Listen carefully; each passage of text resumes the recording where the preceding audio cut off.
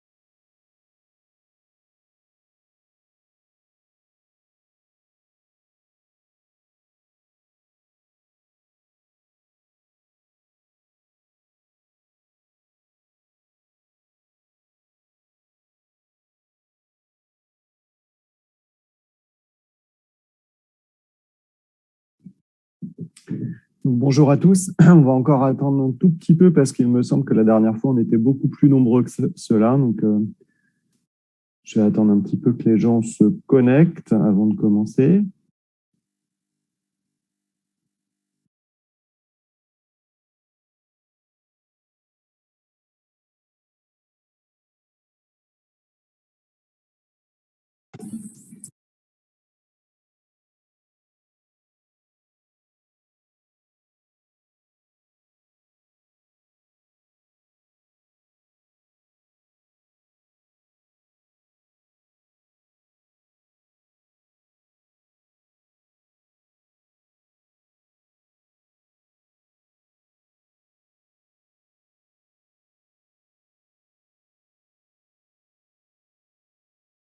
OK, alors avant de commencer, en attendant que tout le monde se connecte, est-ce que vous avez des questions par rapport à la séance de la semaine dernière? Est-ce qu'il y a des choses sur lesquelles vous voulez que je revienne ou est-ce que vous avez des questions tout simplement par rapport à ce que j'ai raconté la semaine dernière?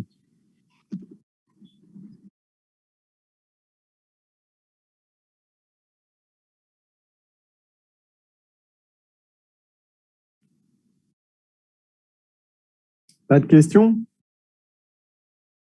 Ça va? Vous avez bien compris dans l'ensemble?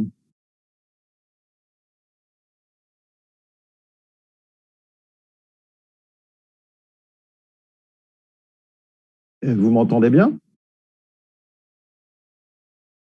Oui, monsieur. Oui, Oui. c'est bon? Oui, monsieur. OK. Écoutez, on va commencer parce il est temps de commencer. Je vais accepter au fur et à mesure vos camarades. Hop. Alors, la semaine dernière, on avait terminé la séance là-dessus. En fait, on avait défini un certain nombre de choses concernant les complexes organométalliques, leurs caractéristiques, les différents types de ligands qui pouvaient exister et nous permettre de construire des complexes organométalliques. Et on avait vu qu'un certain nombre de caractéristiques, notamment électroniques, mais aussi stériques, pouvaient régir en fait tout un tas de règles autour de ces complexes organométalliques. Et parmi ces règles, on avait parlé du nombre d'électrons de valence, le nombre d'électrons non liants, le degré d'oxydation et la coordinance. Donc ça, ce sont quatre caractéristiques principales des métaux de transition qui vont nous permettre aujourd'hui de regarder un petit peu comment ces complexes organométalliques peuvent réagir dès lors qu'ils vont être mis en réaction avec des substrats organiques pour lesquels finalement on va pouvoir envisager une réactivité chimique d'activation de liaison. Donc on va pouvoir regarder ça ensemble. Alors pardonnez-moi, dès lors qu'il y a quelqu'un qui rentre dans la salle, je suis obligé d'arrêter et reprendre le partage de l'écran. Donc c'est pour ça que c'est bien d'être à l'heure. Hop, voilà. Donc, la première réaction qu'on va aborder aujourd'hui ensemble, c'est la réaction qu'on appelle addition non oxydante. L'acronyme qu'on utilise, c'est ANO, pour addition non oxydante. Ça correspond à quoi formellement comme réaction chimique? Ça correspond à l'addition d'un ligand L sur un complexe organométallique qui va posséder un site de coordination qui sera libre, qui sera vacant. D'accord? Typiquement, si je prends l'exemple de ce complexe de nickel tricarbonyle, NiCO 3 fois, eh bien, si j'ajoute un ligand L, un ligand monoxyde de carbone, j'obtiens le nickel tétracarbonyle. Donc, je passe d'un complexe qui initialement était Ml3 à un complexe de type Ml4. D'accord? Donc, je viens aller occuper le dernier site de coordination autour de mon atome de nickel et je vais venir stabiliser mon métal de cette manière-là. Pourquoi je viens le stabiliser? En effet, on regarde ici le complexe nickel tricarbonyle, il est de type Ml3. Son nombre d'électrons de valence, il est égal à 16 électrons. Pourquoi 16 électrons? Parce que le nickel se situe dans la 10e colonne du tableau périodique, donc le nombre d'électrons du métal ici, du nickel, c'est 10, plus 3 fois 2 électrons apportés par les 3 ligands L. Donc, j'obtiens 16 électrons de valence. Et en ajoutant un ligand L, à savoir ajoutant 2 électrons apportés par le ligand, j'accède à un complexe qui est très stable puisqu'il a un NeV de 18 électrons. Et on avait vu ça, que c'était important en fait en termes de stabilité des complexes. Si vous avez la règle de 18 électrons qui est respectée, eh bien le complexe organométallique est stable. Alors en réalité, si je dois faire ce type de synthèse d'un complexe organométallique avec des ligands carbonyles, comment on doit procéder d'un point de vue expérimental? D'un point de vue expérimental, ce qu'on va faire, c'est qu'on va travailler sous atmosphère de monoxyde de carbone. On va travailler dans ce qu'on appelle des autoclaves, dans lesquelles on va avoir une atmosphère du monoxyde de carbone qui est un gaz, je le rappelle. Et globalement, si vous avez un contact de ces molécules de monoxyde de carbone avec l'atome de nickel du complexe organométallique, vous allez avoir une réaction d'addition non oxydante qui va s'opérer pour former le nickel carbonyle. Alors, quelles précautions faut-il prendre lorsqu'on fait des réactions sous atmosphère de monoxyde de carbone? Est-ce que vous avez une idée? Est-ce que c'est dangereux de manipuler le monoxyde de carbone? Oui, c'est dangereux. Oui, c'est très dangereux. C'est un gaz qui est incolore, inodore, qu'on ne peut pas sentir, qu'on ne peut pas voir, et qui est extrêmement toxique. Il me semble que j'en avais parlé la fois précédente, puisque tous les métaux carbonyles sont dangereux. Et par ailleurs, j'avais dû vous expliquer que les ligands CO sont de très bons ligands des métaux de transition, et notamment du fer. Et si ces ligands viennent remplacer les dioxygènes autour des atomes de fer des molécules d'M, eh bien, on peut avoir des problèmes d'asphyxie, en fait, si on respire ce gaz. Alors, de manière générale, si on fait le bilan au niveau des différentes caractéristiques de notre complexe, à savoir le nombre d'électrons de valence, le nombre d'électrons non liants, la coordinance et le degré d'oxydation, formellement, d'une manière générale, la réaction d'addition non oxydante va correspondre à l'ajout d'un ligand L sur un complexe qui, de manière générale, je l'avais dit la fois dernière, on peut le modéliser, c'est le représenter de cette manière-là. On a le métal, on a L, ligand L, petit x, ligand X, petit z, ligand Z, et notre complexe il peut avoir une charge Q. Et si j'ajoute un ligand L, j'aurai le même complexe avec une unité de plus au niveau du nombre de ligands L. Donc, ces réactions-là, elles vont modifier les caractéristiques du complexe organométallique. Le delta NeV sera de plus 2 électrons puisqu'on rajoute un ligand L. Le delta NeNL, il va être nul puisque ici, le nombre d'électrons, le nombre de ligands L ne change pas le nombre d'électrons brillants. La coordinance, ça va être plus 1 puisqu'on va ajouter un ligand dans la sphère de coordination du métal. Et enfin, le degré d'oxydation restera inchangé puisque je rappelle que les ligands L sont des ligands neutres. OK, alors est-ce que ça va ça pour l'addition non oxydante? Est-ce qu'il y a des questions là-dessus?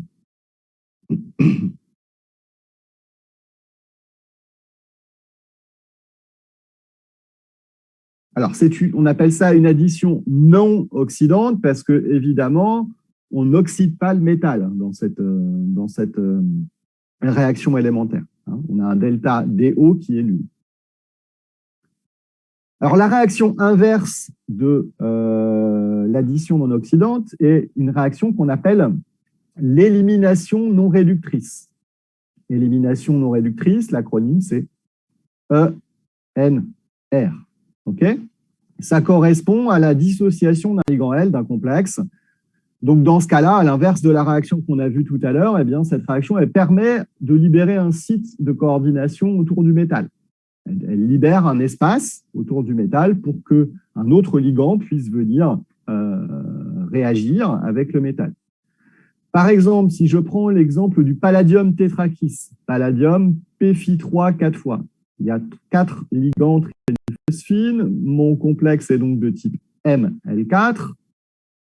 Le NeV est de 18 électrons. Pourquoi 18 électrons? Eh bien parce que le palladium se situe dans la 10e colonne. Donc, le métal a donc 10 électrons. Et puis, il y a 4 multiplié par 2, c'est-à-dire 8 plus 10 en tout, ça fait 18 électrons en nombre d'électrons de valence pour ce complexe-là. Et si j'examine une élimination non réductrice d'un ligand triphénylphosphine du métal, ça va me permettre de générer du PD Pφ3 3 fois, et on libère un ligand L du métal. Donc, on passe d'un complexe ML4 à ML3. Évidemment, on passe d'un NeV de 18 à 16 électrons dans ce cas-là. D'une manière générale, cette réaction d'élimination non réductrice, on peut l'envisager de la manière suivante, c'est-à-dire qu'on a une perte d'un seul ligand L, donc on va passer d'un complexe M, L indice L, X indice X, Z indice Z de charge Q, et on va avoir une perte d'une unité au niveau des ligands L. Donc on aura L, petit l moins 1 ici. Alors, cette réaction-là, qu'est-ce que ça modifie en termes des propriétés des caractéristiques de notre complexe organométallique? On a une perte de 2 unités, 2 électrons au niveau du nombre d'électrons de valence. On a toujours un delta NeNL qui est nul, puisque les ligands L dans le décompte du nombre d'électrons non liants, finalement, ne rentrent pas dans ce calcul. Au niveau de la coordinance, delta C, on perd une unité, c'est normal, on libère un ligand L. Et au niveau du degré d'oxydation, ça reste inchangé. Tout comme j'ai pu le dire tout à l'heure, effectivement, les ligands L sont neutres de ce point de vue-là par rapport au métal. Okay, donc, on oppose l'addition non oxydante à l'élimination non réductrice. Ce sont les deux réactions complémentaires. OK ?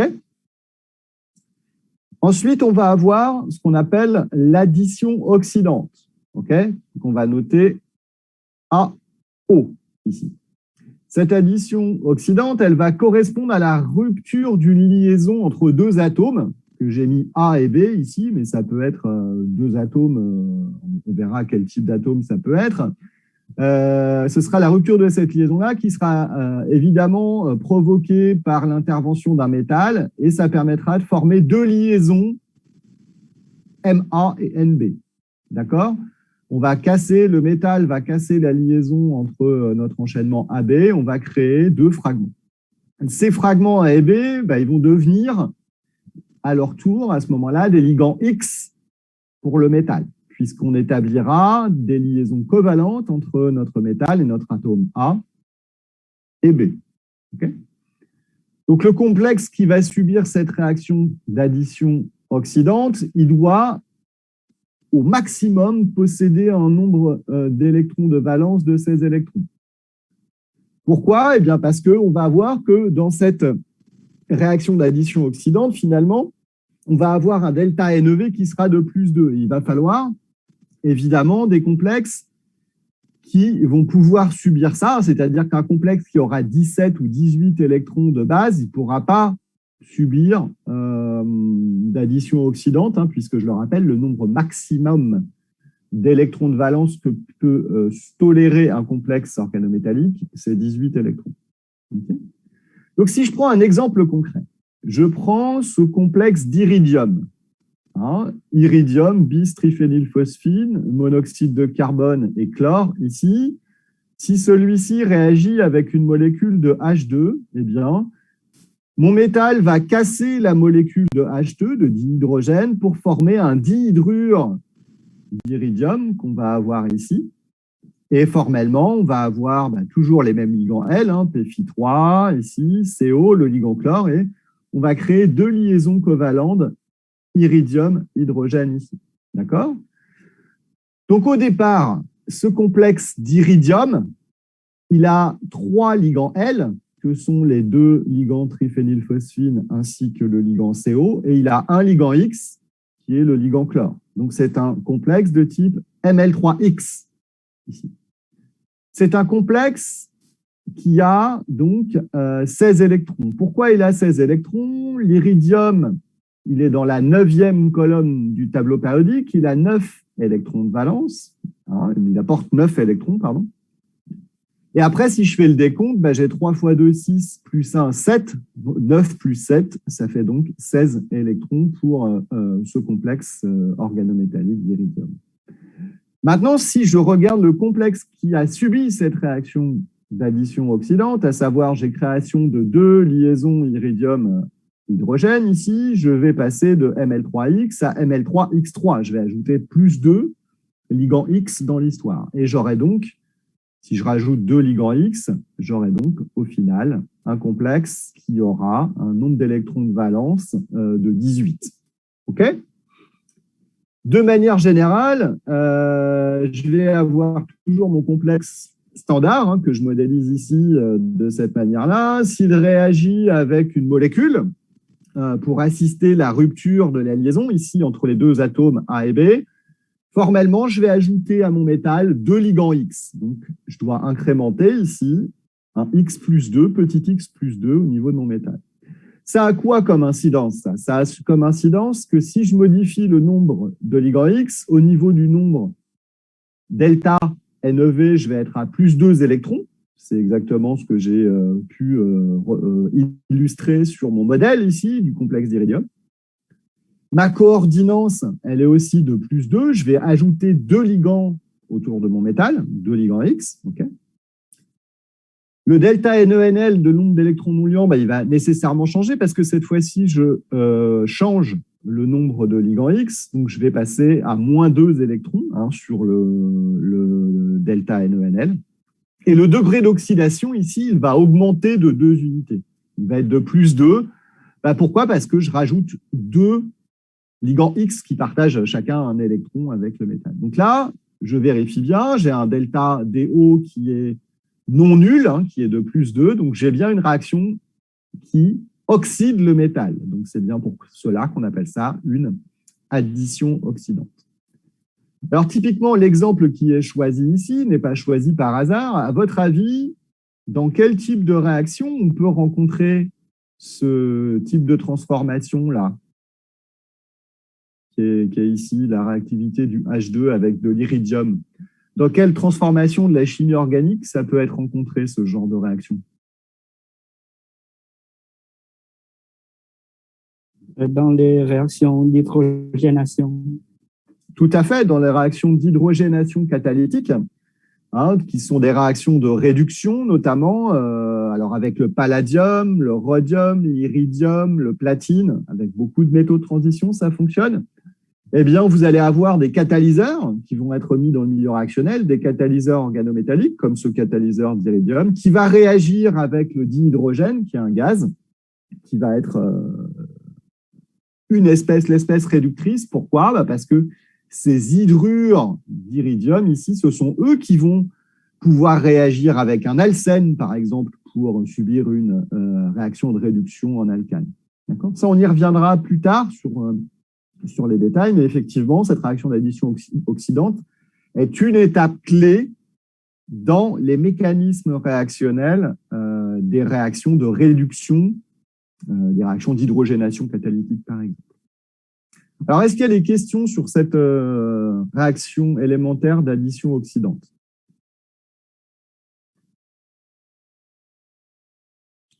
Oui, monsieur. Oui, allez-y. Pour réaction Grignard, c'est addition oxydante. Grignard. Pour les organomagnésiens, Oui. On appelle ça plutôt des insertions de métal dans les liaisons carbone-halogène. Mais le magnésium, c'est au niveau des métaux, hein, on va y revenir, mais ce n'est pas un complexe organométallique réellement, hein, parce que dans le cas des... où est-ce qu'il est mon tableau périodique? Le magnésium, ce n'est pas un métal de transition, hein, il est là. Hein. Donc, cette chimie-là, c'est différent. La chimie que vous connaissez, hein, cette chimie organométallique, les organomagnésiens, les organozinciques, organocuprates, organolithiens, ça, ce n'est pas la chimie des métaux de transition. C'est de la chimie organométallique, d'accord? Mais ce n'est pas du tout dans ce cours-là, en fait. Ici, nous, on examine les complexes de métaux de transition qui vont être utilisés comme catalyseurs dans les réactions. En revanche, les organomagnésiens ne sont pas des catalyseurs, ce sont des réactifs qu'on utilise en quantité stoichiométrique avec un partenaire électrophile. Okay? Et en général, pour répondre à votre question, on appelle ça plutôt une insertion du magnésium dans la liaison carbone-halogène, par exemple. OK? Oui. C'est bon? Merci. Est-ce qu'il y a d'autres questions?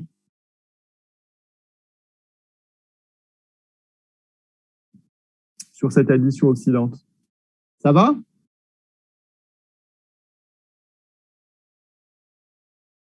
Eh bien, on va continuer. La réaction inverse de la réaction d'addition oxydante, c'est ce qu'on va appeler la réaction d'élimination réductrice. Alors, vous voyez, il y a une logique par rapport à ce que je disais avant, addition non oxydante, élimination non réductrice, addition oxydante, élimination réductrice. Donc ici, effectivement, c'est bien la réaction inverse de l'addition oxydante où on va avoir deux ligands X qui vont être éliminés du métal pour former une liaison covalente XX. Okay. Alors là, j'accepte encore des gens, mais vous avez essayé d'être à l'heure avec 22 minutes de retard, ça va être compliqué pour vous de suivre le cours. Hein. Enfin, vous faites ce que vous voulez, mais il faut être à l'heure. 22 minutes de retard, ça fait beaucoup. Donc ici, cette réaction inverse de l'addition oxydante va permettre finalement de libérer deux ligands X pour créer une nouvelle liaison et d'expulser du système du complexe organométallique une molécule. Si je prends un exemple, ici, j'ai cette molécule, ce complexe d'iridium, avec toujours 3 ligands L, les 2 triphénylphosphines et le ligand monoxyde de carbone ici. Donc, j'ai bien 3 ligands L et j'ai 3 ligands X. J'ai l'hydrure, le chlore et j'ai ce fragment-là, CH2, CH, R1, R2. J'ai ce fragment organique qui est sur mon métal. J'ai un complexe qui a 18 électrons de valence puisqu'il est de type Ml3XE3. L'iridium, toujours dans la 9e colonne du tableau périodique, donc il apporte 9 électrons. Il a 3 ligands L, donc ça fait 9 plus 6, ce qui fait 15, plus les 3 fois 1 ligands X, 15 plus 3, ça fait donc 18 électrons de valence ici. Et cette réaction d'élimination réductrice va permettre la création d'une liaison entre les deux ligands X que sont l'hydrure et le carbone ici, le CH2. Donc, je vais former CH3, CH, R1, R2 ici et je vais avoir ce complexe organométallique d'iridium Pfi3 2 fois COCl ici, de type Ml3X. Je vais donc réduire mon métal. Je vais passer d'un complexe de NeV à 18 électrons à un complexe de NeV à 16 électrons et je libère ce fragment organique. On verra par la suite effectivement que cela encore, ça peut être une étape qui est constatée dans les réactions d'hydrogénation catalytique. Et bien souvent, ce sera la dernière étape du cycle catalytique qui sera l'élimination réductrice. Vous allez voir, on va pouvoir le constater en décrivant un certain nombre de transformations chimiques catalysées par les métaux de transition. Alors, de manière générale, mon complexe, toujours pareil, M, L, indice L, X, indice X, Z, indice Z de charge Q, formellement, il va perdre 2 unités au niveau de son nombre de ligands X et on va libérer un fragment ici, une molécule du métal. Donc, le delta NeV, il est bien de -2, comme on peut le constater ici. Le delta NeNL est de +2 puisqu'on enlève, on retire de ligand X. La coordinance, elle évolue en -2. On va libérer 2 sites de coordination autour du métal. On va libérer 2 espaces. Et le degré d'oxydation, il perd 2 unités, on perd 2 ligands X. Donc, si on a un degré d'oxydation du métal qui diminue, on a bien une réaction qui est une réduction pour le métal. OK ? Alors, est-ce que c'est clair, ça? Est-ce qu'il y a des questions là-dessus? Oui, monsieur. Oui?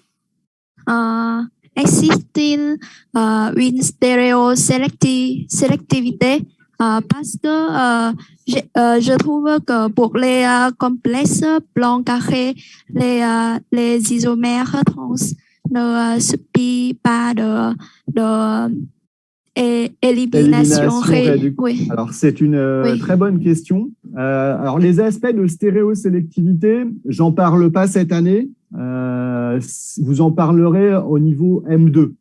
D'accord? Mais ce que vous dites, c'est vrai, tous ces aspects-là sont des aspects importants, notamment lorsqu'on va aborder évidemment des réactions d'hydrogénation asymétriques, en particulier même avec des ligands chiro autour du métal. Ce que vous dites là, c'est juste, mais cette année, on ne considère pas, je ne vais pas avoir le temps de développer ça, mais c'est quelque chose qui sera abordé en Master 2. OK? Mais vous avez raison, les histoires de stéréochimie et de stéréosélectivité sont importantes dans ce cas-là. Est-ce qu'il y a d'autres questions?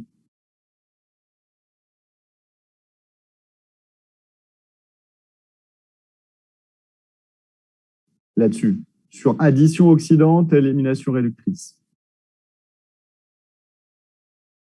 Ça va?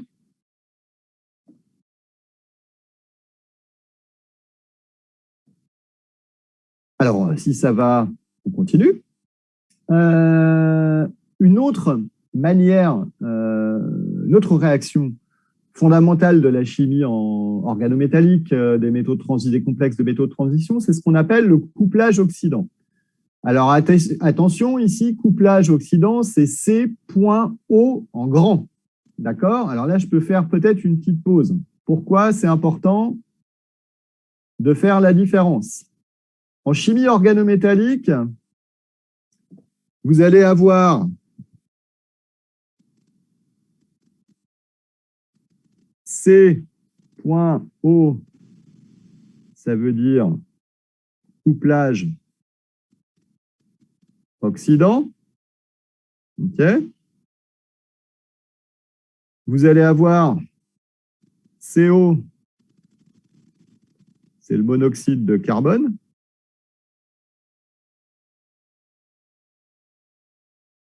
OK. Et vous allez avoir possibilité de rencontrer des complexes organométalliques de cobalt. OK? Alors, vous voyez que quand vous allez écrire sur une copie d'examen, par exemple, CO, il faut savoir faire la différence entre les trois. C.O avec des lettres majuscules, ça veut dire couplage oxydant, la réaction élémentaire de la chimie organométallique que je vais décrire dans un instant. CO, c'est les ligands monoxyde de carbone. Hein. On a vu que c'était des bons ligands L, des métaux de transition. Et vous avez le cobalt, qui est un métal de transition et qui est dont les complexes organométalliques de cobalt sont utilisés dans beaucoup de réactions en catalyse organométallique. D'accord? Donc, ça veut dire que là, il faut faire attention à l'écriture, OK? Entre les trois. D'accord? Je referme la parenthèse. Je reprends mon cours. Hop, donc ici, justement, on va parler de C.O, ici. On va parler de couplage oxydant. Alors, à quoi correspond le couplage oxydant? Eh bien, dans un couplage oxydant, je vais avoir deux ligands L qui sont complexés au métal, qui vont se coupler pour former une liaison sigma. Ces deux ligands L vont devenir des ligands X pour former ce qu'on appelle un métal à cycle. Alors, un métal à cycle en chimie, c'est un cycle dans lequel un des atomes qui constitue ce cycle sera un métal. Dans l'exemple qui est donné ici, on va former un cobalt à cycle, puisque le métal qui est dans le cycle ici, c'est le cobalt. Donc, on appelle ça un cobalt à cycle. Alors, typiquement, ici, on fait un couplage oxydant, C.O, avec un métal qui est le cobalt. Alors, on peut faire des couplages oxydants avec d'autres métaux, évidemment, mais ici, il s'agit d'un exemple avec le cobalt. Donc là, j'ai un cyclopentadiényl cobalt bis acétylène, avec deux ligands acétylène, hein, le plus petit des alcynes ici. Mes ligands acétylène sont tous les deux ligands L du métal, représentés de cette manière-là. Mon ligand cyclopentadiényl, il est de quel type? Le ligand cyclopentadiényl, c'est un ligand L, un ligand X, un ligand LX, c'est quoi?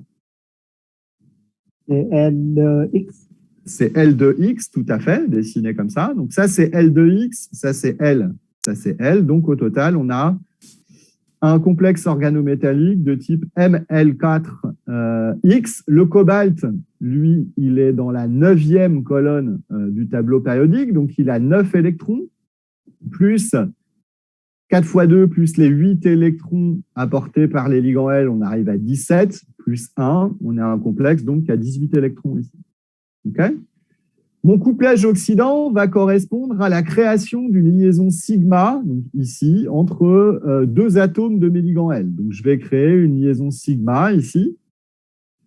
Et je vais créer aussi une liaison sigma entre le cobalt et ce carbone ici. Donc, je vais former un cobalt à cycle à 5 chaînons. Mon complexe organométallique, eh bien, ici, j'ai toujours un complexe, un ligand cyclopentadiényl L2X. Et ici, mon ligand, c'est un ligand X2. Le butadiène, ici, écrit de cette manière-là, on a deux liaisons sigma, donc c'est X2. X2 plus L2X, ça fait en tout Ml2X3.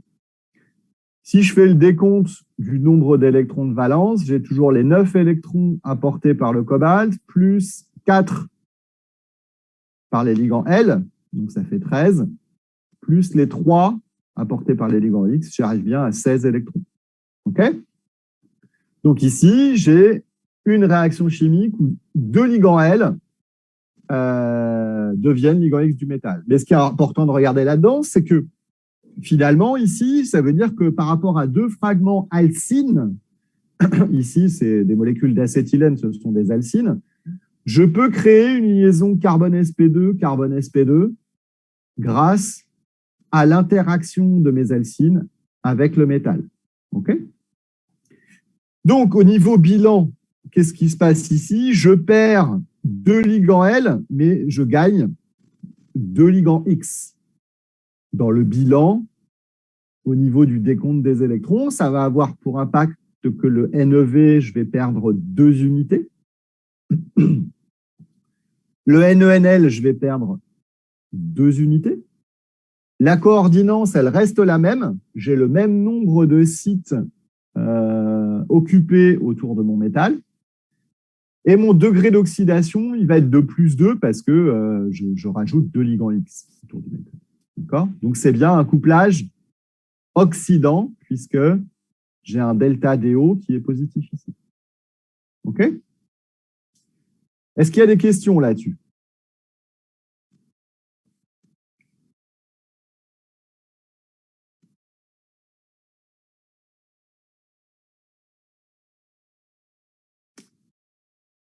S'il n'y a pas de questions, on va passer à la suite. Alors, attendez, je ne sais pas pourquoi je ne peux pas passer les diapos. C'est un peu bizarre, Zoom. Hop. On reprend.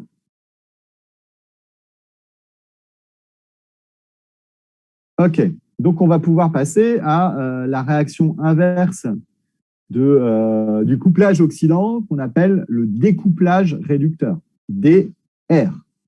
Donc ici, c'est la réaction inverse, hein, c'est-à-dire que je vais avoir 2 ligands X de mon métal acide qui vont devenir des ligands L par rapport au métal. Donc ici, c'est exactement la réaction inverse de celle que j'ai vue avant. Je passe de Ml2X3 à Ml4X, d'un complexe à un NEV de 16 électrons qui passe à un NEV de 18 électrons. Au bilan, j'ajoute 2 unités au niveau des ligands L et je perds 2 unités au niveau des ligands X. Au niveau des deltas, ça a quoi comme impact? Je gagne +2 au niveau du NEV, je passe de 16 à 18 par exemple ici, et je gagne +2 ici au nombre d'électrons non liants. Okay. La coordinance reste inchangée, je ne change pas le nombre de ligands et le nombre de sites occupés dans la sphère de coordination du métal. Et enfin, le degré d'oxydation, il diminue de 2 unités. J'ai une perte de 2 ligands X ici, ce qui correspond bien à une réduction du métal. OK ? Alors ici, effectivement, on a vu addition non oxydante, élimination non réductrice, c'est des réactions inverses. On a vu addition oxydante, élimination réductrice, c'est des réactions inverses. Et on a vu couplage oxydant, découplage réducteur. On voit bien que ça marche souvent par paire, ces réactions. Donc, on va pouvoir regarder maintenant les réactions type insertion. Insertion, ça va correspondre en chimie organométallique des métaux de transition. Les réactions d'insertion vont correspondre à l'insertion d'un ligand L. Alors, ça peut être un ligand monoxyde de carbone, ça peut être un alcène ou un alcyne, bien d'autres choses encore. Mais ça va correspondre à l'insertion d'un ligand L dans une liaison sigma métal-ligand. OK ? Et ça va avoir pour effet, cette réaction d'insertion, de libérer un site de coordination autour du métal. Alors, par exemple, si je prends ce complexe-là, un complexe simplifié où j'ai un ligand L et un ligand X. Ce qui va se passer, c'est que mon ligand L va venir s'insérer dans la liaison métal-ligand X pour former une nouvelle liaison covalente métal-X'. Et dans le même temps, je vais, le petit rectangle qu'il y a ici, ça veut dire que je libère un site de coordination sur mon métal. OK ? Cette réaction-là, elle peut aussi être modélisée par le fait que je peux très bien avoir une molécule avec un enchaînement d'atomes A et B. Alors, A et B, ça peut être un alcène, par exemple, double liaison carbone-carbone, par exemple. Et je peux avoir une insertion de ce fragment de molécule AB dans la liaison MX, auquel cas, je vais avoir MABX'. Et je libère un site de coordination autour de mon métal. Alors, cette réaction d'insertion, elle va avoir pour incidence de perdre un ligand L, d'accord? Et c'est tout, puisque je vais changer la nature de mon ligand X, certes, mais je ne vais pas changer le nombre de ligands X. Au bilan, je perds un ligand L. Si je perds un ligand L, j'ai un delta NEV qui est de -2, j'ai un delta NENL qui reste inchangé, j'ai un delta C de -1, c'est-à-dire que je libère un espace autour de mon métal, hein, matérialisé par le petit rectangle que j'ai dessiné là ou que j'ai dessiné là. Et mon degré d'oxydation ne change pas. OK? Alors, si je regarde des réactions d'insertion qui vont être utiles pour la chimie organométallique, qu'est-ce que je peux avoir comme insertion? Je peux avoir les insertions de monoxyde de carbone, les insertions de CO. OK? Par exemple, je peux imaginer une insertion de CO dans une liaison métal-carbone. Si je prends cet exemple de complexe de manganèse, CH3MnCO 5 fois, j'ai un complexe de type ML5X. Il s'agit d'un complexe qui a 18 électrons. Pourquoi? Le manganèse, lui, il est dans la 7e colonne du tableau périodique, donc il a 7 électrons apportés par le métal. Il y a 10 électrons apportés par les ligands L, plus 1 apporté par les ligands X, donc 18 électrons. Je peux avoir une réaction d'insertion d'un seul ligand CO dans la liaison manganèse-carbone. Donc, ça veut dire que je vais avoir un CO qui va venir s'insérer entre le manganèse et le CH3. Je vais insérer un carbonyle, finalement, ici. Et je vais avoir MnCO 4 fois. Je vais libérer un site de coordination autour du métal. Je passe de ML5X à ML4X. Je passe à un NeV de 16 électrons.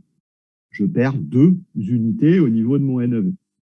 Je peux très bien avoir ensuite une addition non oxydante qui va permettre de stabiliser le métal, un ajout de ligand L qui va permettre de stabiliser le métal pour que celui-ci soit à 18 électrons. Typiquement, ce ligand L, ça peut être du monoxyde de carbone puisque ces réactions d'insertion de CO, bien souvent, se font sous atmosphère de monoxyde de carbone. Typiquement, les réactions de formylation, les réactions d'hydroformylation, par exemple, qui permettent de valoriser des oléfines issues de la pétrochimie, par exemple, pour synthétiser des dérivés carbonylés qui vont être utilisés en chimie. Donc, ces réactions de formylation, d'hydroformylation sont énormément utilisées. Donc ici, hein, la présence externe de ligands, hein, ici bien souvent le CO, ça va permettre de restabiliser le métal et d'augmenter sa stabilité. Okay? Donc formellement, ici, on a activé cette liaison et on a inséré un fragment CO dans une liaison manganèse-carbone. Alors, on peut envisager également des réactions d'insertion d'oléfine, d'insertion d'alcène. L'insertion d'oléfine dans une liaison métal-hydrure, hein, où le ligand X, c'est un hydrure ici, ça va être quelque chose qui peut être intéressant. Alors ici, il va se poser la question de la régiosélectivité. Effectivement, soit mon insertion va se faire avec le fragment oléphinique dans ce sens-là, mais ça peut se faire aussi dans l'autre sens. Donc, dans ce cas-là, effectivement, soit j'aurai le carbone le plus substitué qui sera en alpha du métal, soit du métal. Alors, la régiosélectivité, bien souvent, elle est régie par l'encombrement stérique, la taille du groupement R que je vais avoir ici. Si je prends l'exemple de la réaction d'hydrozirconation, j'ai un complexe de zirconium ici, un hydrure de zirconium, je vais avoir d'abord une addition non oxydante, ajout d'un ligand L sur mon métal, ce qu'on a vu tout à l'heure. Donc, mon oléfine va venir se complexer sur le zirconium. Okay. Il s'agit bien d'une addition non oxydante. Pourquoi? Parce que je passe d'un complexe de type ML4X4 à un complexe de type ML5X4. Et tiens, pourquoi il est de type ML4X4, ce complexe-là? Les ligands CP, c'est quoi comme ligand là? Et H et Cl, c'est quel type de ligand?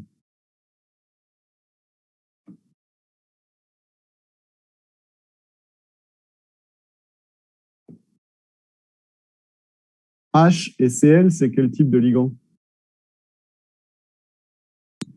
C'est la type X. C'est ligand X. C'est des ligands X. Et CP,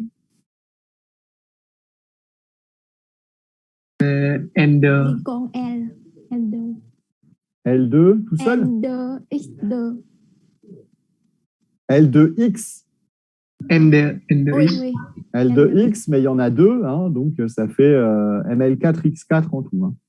Ça, c'est L2X, mais il y en a deux, donc ça fait L4X2, plus les deux ligands X que j'ai là, ça fait bien L4X4. Le zirconium, il a combien d'électrons et dans quelle colonne?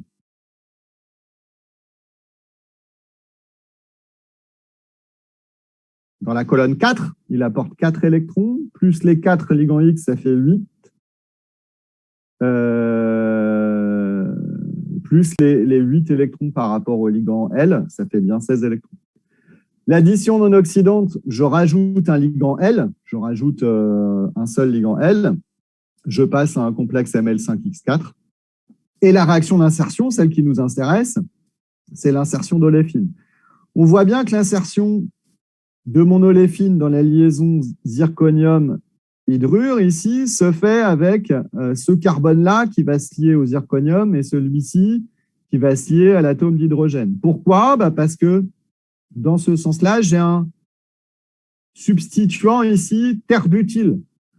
C'est très grand, un substituant terre-butyl. C'est-à-dire que l'insertion, elle se fait finalement avec le substituant le plus encombrant, le plus loin du métal. Pourquoi? Parce qu'ici, autour de mon métal, j'ai deux ligands cyclopentadiènes qui sont assez gros et je vais avoir difficulté à avoir mon groupement R, à savoir le terre-butyl, trop proche du métal. Dans cette position-là, ce sera peu favorable. Donc, la régiosélectivité, elle va dépendre de la taille du groupement R que je vais avoir ici.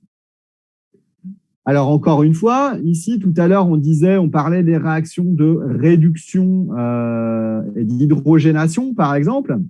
Tout à l'heure, on a vu que comment on pouvait, via des réactions élémentaires, comment on pouvait générer des hydrures d'iridium. Alors là, ce serait la même chose avec des hydrures de zirconium. Mais ici, ces réactions d'insertion, on voit bien que ce sont les réactions qui vont permettre la réduction d'alcène en alcane, finalement.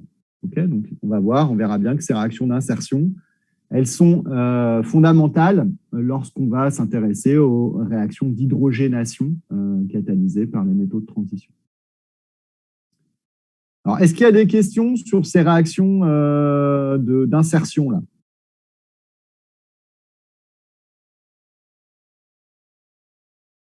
Monsieur, est-ce Oui. que la réaction d'insertion a stéréosélectivité? À la stérosélectivité, ça, c'est aussi des choses qu'on peut examiner. Ici, on n'a pas d'aspect stéréosélectif, hein, puisqu'on ne crée pas de carbone asymétrique dans cet exemple-là. Mais évidemment, si vous vous intéressez à des alcènes pro-chiro, hein, qui vont générer des carbones asymétriques, ici, la stéréosélectivité, elle sera guidée par des ligands chiro que vous allez avoir autour du métal. Mais là, c'est pas du tout le cas sur cet exemple-là, puisque sur cet exemple-là, on ne crée pas de carbone asymétrique. Hein.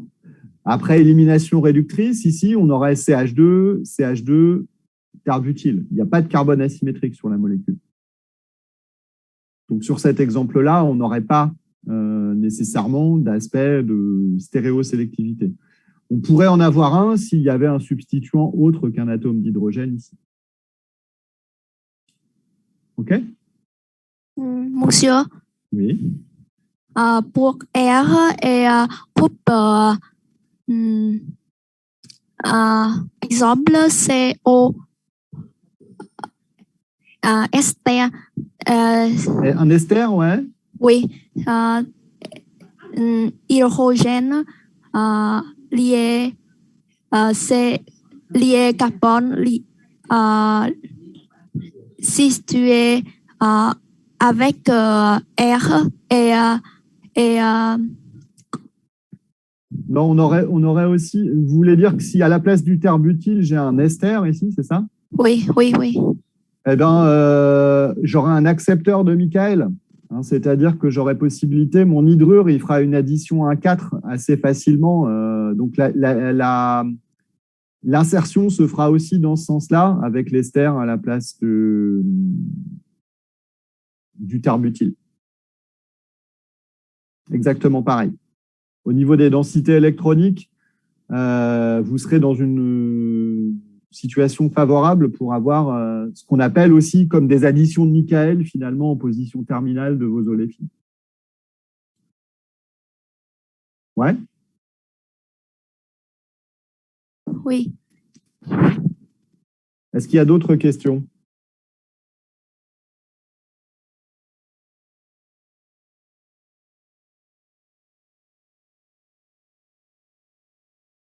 Ça va? On continue? On continue.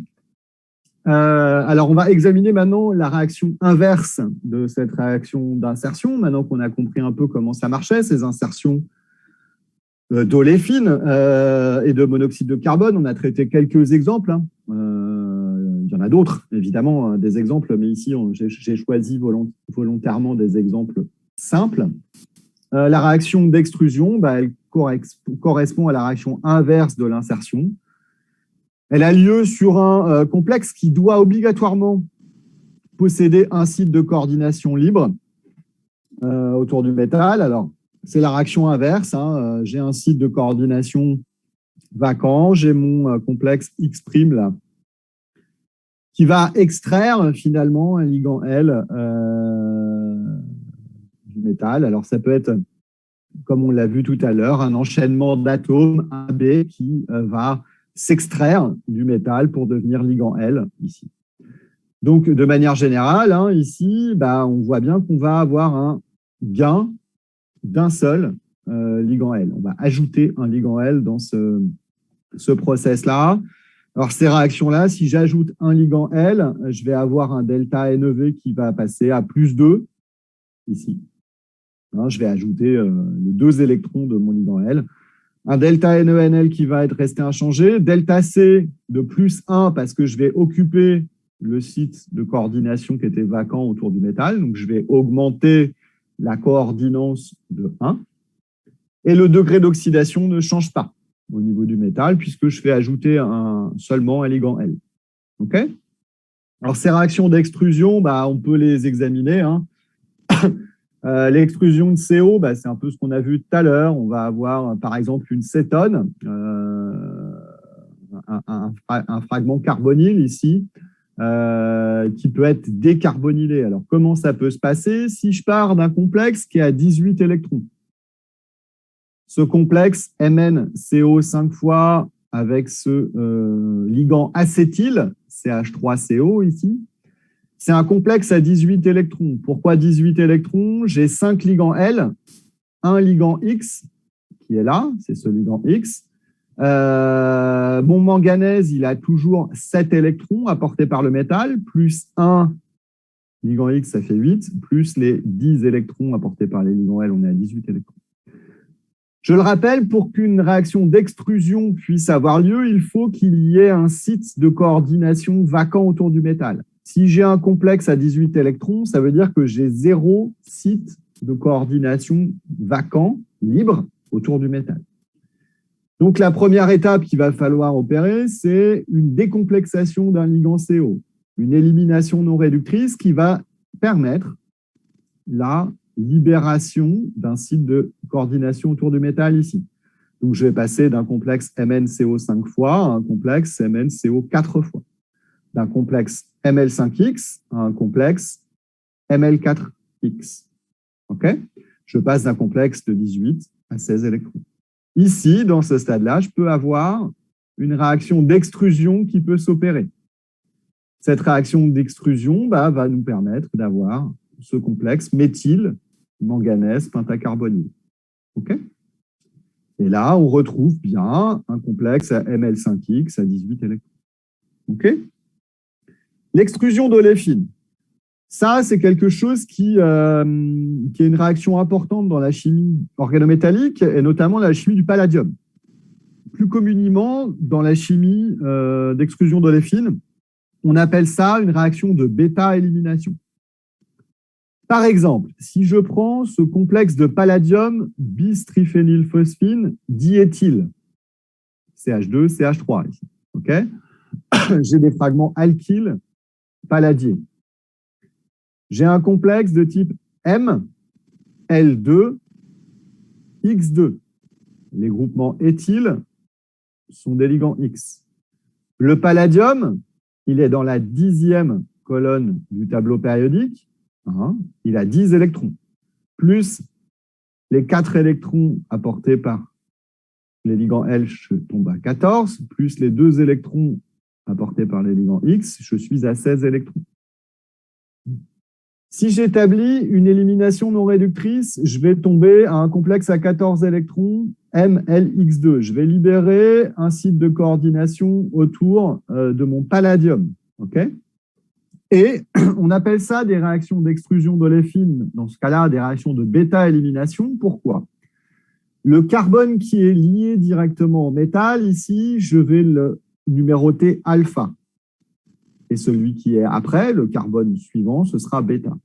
Et on appelle ça une bêta-élimination puisque ça va concerner ces réactions d'extrusion d'oléfine sur les métaux de transition, des ligands alkyles qui vont posséder un atome d'hydrogène, une liaison carbone-hydrogène en bêta par rapport au métal.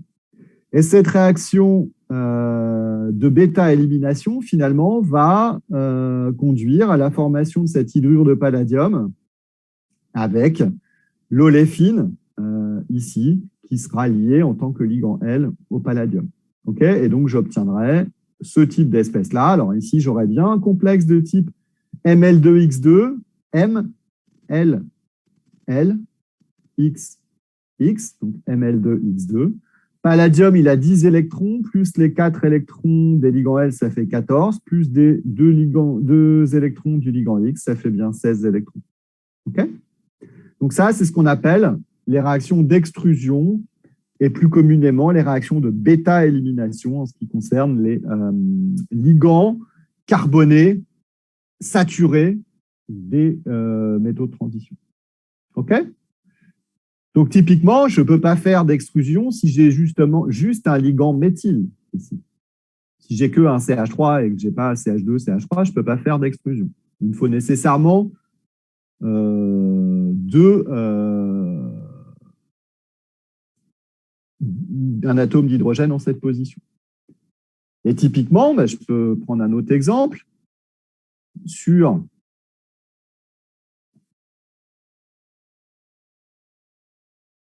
ce type de complexe.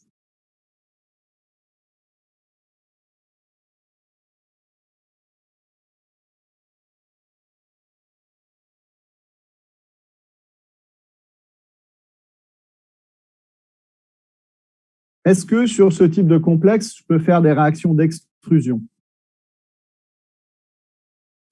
Non, Pourquoi? parce qu'il n'y a pas, parce qu'il n'y a aucun hydrogène bêta. Ah ouais. Pas de H en bêta. Hein, ici, c'est la position alpha. Ici, c'est la position bêta. Et ici, j'ai CH3, CH3, CH3. Je n'ai pas d'atome d'hydrogène.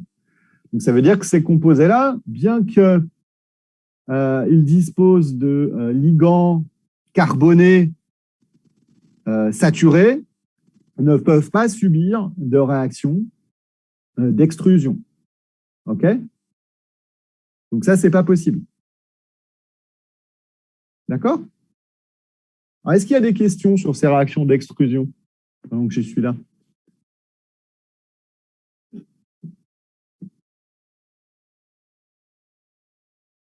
Monsieur, est-ce qu'il y a des réactions d'insertion ou extrusion sur les ligands alcyles? Sur des ligands alcynes, c'est plus rare. Des insertions, oui. Des extrusions, il vous faut au niveau géométrie, hein, il vous faut quand même possibilité de réorganiser les ligands. Et il vous faut en général des hydrogènes qui sont un petit peu acides. C'est pour ça que les espèces telles que celles que j'ai dessinées ici, ça se fait bien. Alors, attendez, je repartage. Ça se fait bien ici. Il y a des histoires de géométrie pour que ça se replie. Donc, l'extrusion d'oléfine, ouais, c'est classique. Le reste, vous pouvez peut-être trouver quelques exemples dans la littérature, mais c'est beaucoup plus rare.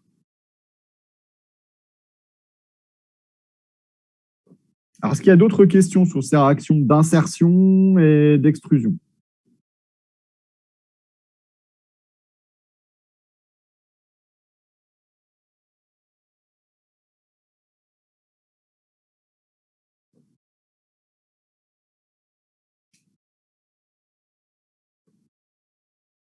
Bon, on va continuer. Et je vais vous faire une pause après ça. Je finis avec les réactions de substitution de ligands. Alors ça, c'est tout simplement ce qu'on appelle des réactions d'échange de ligands. Alors on peut substituer des ligands L, c'est-à-dire que si j'ai un complexe, par exemple le nickel tétracarbonyle, et que je mets en présence dans le milieu réactionnel un ligand qui est plus sigma donneur, tel qu'une phosphine, par exemple, la triphénylphosphine, je vais pouvoir remplacer un ligand L par un autre ligand L, passer de NiCO 4 fois à NiPFi3 CO 3 fois. OK ? Donc, dans ce cas-là, j'ai toujours, si je substitue, j'échange les ligands, je passe de Ml4 à Ml4. Je peux aussi substituer un ligand X, par exemple ce ligand CP, NiCl, PFi3 ici, si je le fais réagir avec un organomagnésien, un nucléophile, je vais faire une substitution nucléophile sur le nickel et je vais donc remplacer mon ligand XCl par un ligand méthyle, CH3. Et j'aurai la précipitation ici d'un sel MgICl. Okay, ici, je passe d'un complexe Ml3X2 à un complexe Ml3X2, je ne change pas. Et du coup, ces réactions-là, elles ne modifient pas du tout les caractéristiques des complexes parce que je substitue juste la nature d'un ligand L ou d'un ligand X, mais je ne convertis pas un ligand L en ligand X ou inversement. OK ? Donc ça, ce sont les réactions de substitution ou d'échange de ligands. Est-ce que vous avez des questions sur les substitutions de ligands?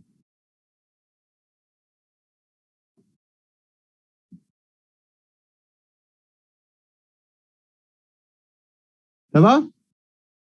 Est-ce que vous voulez faire une pause ou est-ce que vous voulez que je continue et que je vous laisse un petit peu plus tôt? Qu'est-ce que vous préférez? Une pause ou alors que j'arrête un peu plus tôt?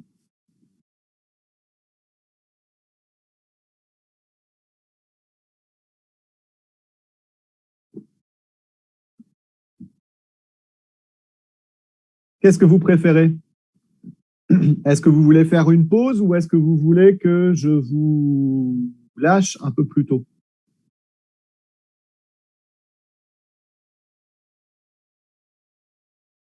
Répondez à la question.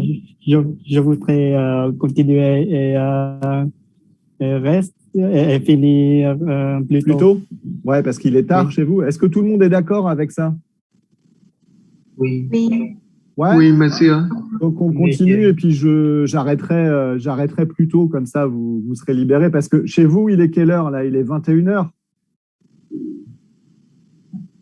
ou 20h? Il est 20h. 20h, ouais, donc c'est un peu tard quand même. Ça fait tard. Donc ouais, je vais continuer et je vous lâcherai j'arrêterai à -10, d'accord? OK? Donc on va continuer. Maintenant qu'on a vu toutes les réactions de la chimie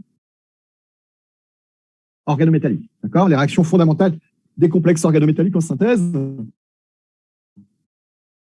on va pouvoir regarder, et pour moi, c'est ce qui est la partie la plus intéressante de regarder, les effets, et notamment la notion de catalyse organométallique. Alors, on sait compter, on connaît les caractéristiques des complexes, on sait un peu comment ils peuvent réagir. Maintenant, on va regarder justement, maintenant qu'on sait tout ça, comment on peut décrire la réactivité de ces complexes en catalyse métallique. Alors, il existe différents types de catalyse. La catalyse acide et la catalyse basique. Alors, par exemple, est-ce que vous connaissez une réaction qui est catalysée par un acide?